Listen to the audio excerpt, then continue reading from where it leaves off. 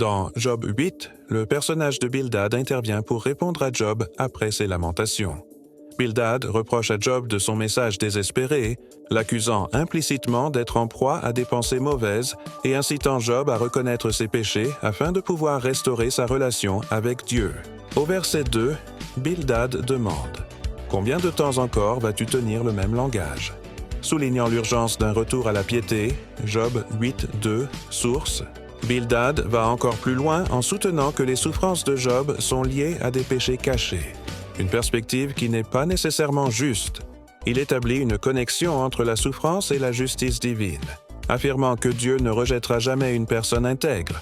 Job 8.20. Cependant, il faut toujours faire attention, car parfois, la souffrance ne peut pas être expliquée par des fautes personnelles, comme cela a été le cas avec Job, qui est décrit comme un homme juste. Bildad évoque aussi la sagesse des générations passées pour soutenir son point de vue.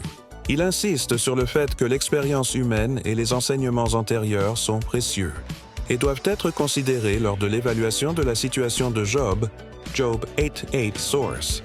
Ainsi, il démontre qu'il croit dans un sens de justice où le méchant est finalement puni. Cependant, à travers les versets 11 à 19, Bildad illustre la fragilité des hypocrites et des méchants.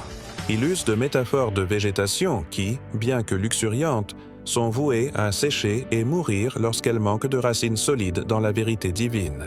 Ces images rappellent que les apparences peuvent être trompeuses et que la prospérité des impies est souvent de courte durée, Job 8:12-19.